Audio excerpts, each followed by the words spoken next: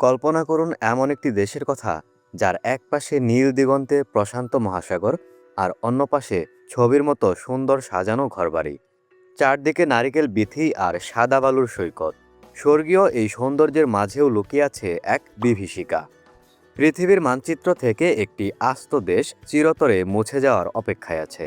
হ্যাঁ, আমরা কথা বলছি প্রশান্ত মহাসাগরের এক ক্ষুদ্র দ্বীপরাষ্ট্র টুভালু নিয়ে, যেখানে মানুষ ঘুমানোর সময় ভয় পায় যদি মাঝরাতে সমুদ্রের ঢেউ এসে তাদের ভাসিয়ে নিয়ে যায়, যেখানে আবাদি জমি নোনা জলে পূর্ণ হয়ে যাচ্ছে এবং যেখানে প্রতিটা দিন মানেই অস্তিত্ব রক্ষার এক নিরন্তর লড়াই।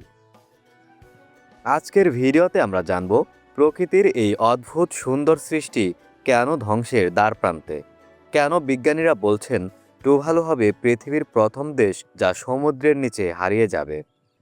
চ্যানেলে নতুন হলে সাবস্ক্রাইব করার অনুরোধ রইল। চলুন শুরু করা যাক।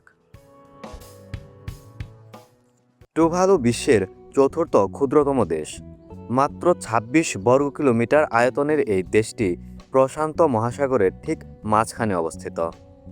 এর ৯টি প্রবাল দ্বীপ যেন সমুদ্রের বুকে ভেসে থাকা কিছু পান্না। এখানকার জনসংখ্যা মাত্র ১২,০০০। কিন্তু এই ছোট্ট দেশটির সবচেয়ে বড় বৈশিষ্ট্য কি জানেন?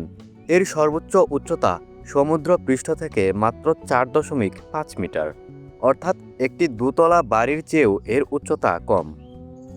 এখানকার মানুষগুলো খুবই সাধারণ এবং অমায়িক। তাদের জীবনযাত্রা সমুদ্রকে ঘিরেই।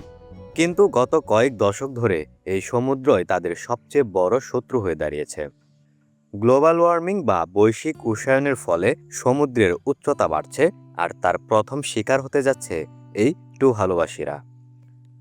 এখন প্রশ্ন আসতে পারে, সমুদ্রের উচ্চতা কি এতটাই বেড়েছে যে আজ তো একটা দেশ ডুবে যাবে? পরিসংখ্যানে আসা যাক। গত ৩০ বছরে টুভালুর চারপাশের সমুদ্রপৃষ্ঠের উচ্চতা প্রায় ১৫ সেন্টিমিটার বেড়েছে। শুনতে সামান্য মনে হলেও একটি নিচু দ্বীপরাষ্ট্রের জন্য এটি চরম বিপদ সংকেত। বিজ্ঞানীদের মতে ২০৫০ সাল নাগাদ টুভালুর অর্ধেক অংশ জোয়ারের পানিতে তলিয়ে যাবে, আর ২১০০ সাল নাগাদ পুরো দেশটিই বসবাসের অযোগ্য হয়ে পড়বে। কিন্তু সমস্যা শুধু উচ্চতা নিয়ে নয়। টুভালুর মাটি প্রবাল দিয়ে তৈরি, যা স্পঞ্জের মতো ছিদ্রযুক্ত। ফলে সমুদ্রের পানি নিচ দিয়ে চুয়ে লোকালয়ে চলে আসে। এতে কি হচ্ছে জানেন? প্রথমত, লবণাক্ততা বাড়ছে। সমুদ্রের নোনা পানি মাটির ভেতর দিয়ে আসায় আবাদি জমি নষ্ট হয়ে যাচ্ছে। টুভালু এখন প্রায় সম্পূর্ণভাবে আমদানিকৃত খাবারের উপর নির্ভরশীল। দ্বিতীয়ত, বিশুদ্ধ পানির সংকট তৈরি হচ্ছে। মাটির নিচের মিষ্টি পানি নোনা হয়ে যাওয়ায় বৃষ্টির পানি এখন তাদের একমাত্র ভরসা। আর তৃতীয়ত, কিং গ্যাস।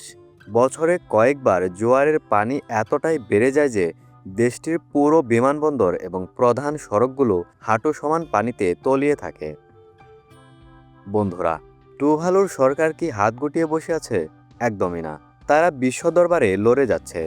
সম্প্রতি টুভালুর পররাষ্ট্রমন্ত্রী সাইমন কুফে সমুদ্রের পানিতে হাঁটু গেড়ে দাঁড়িয়ে জাতিসংঘের জলবায়ু সম্মেলনে ভাষণ দিয়েছিলেন, যা সারা বিশ্বে তোলপাড় সৃষ্টি করেছিল। কিন্তু সবচেয়ে চমকপ্রদ তথ্য হলো, টুভালু সিদ্ধান্ত নিয়েছে তারা বিশ্বের প্রথম ডিজিটাল নেশন হবে। এর মানে কি?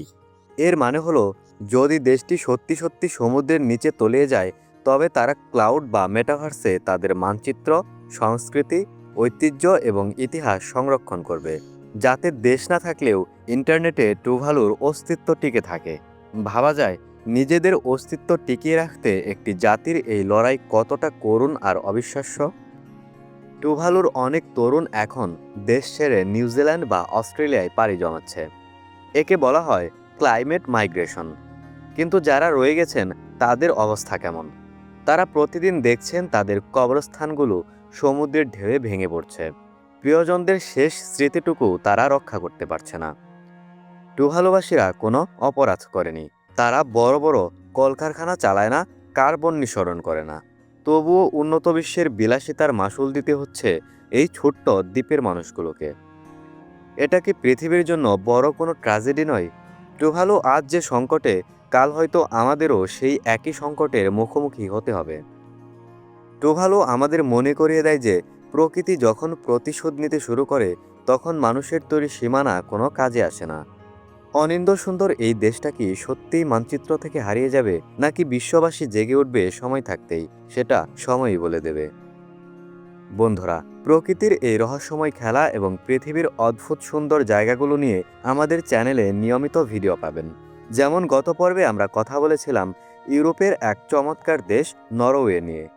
টুভালু যখন ডুবে যাওয়ার ভয়ে কাঁপছে, তখন নরওয়েতে প্রকৃতি দেখায় আরেক জাদু। সেখানে রাত 12টাতেও সূর্যের দেখা মেলে। কিভাবে সম্ভব এটি? কেন নরওয়েকে বলা হয় নিশীথ সূর্যের দেশ?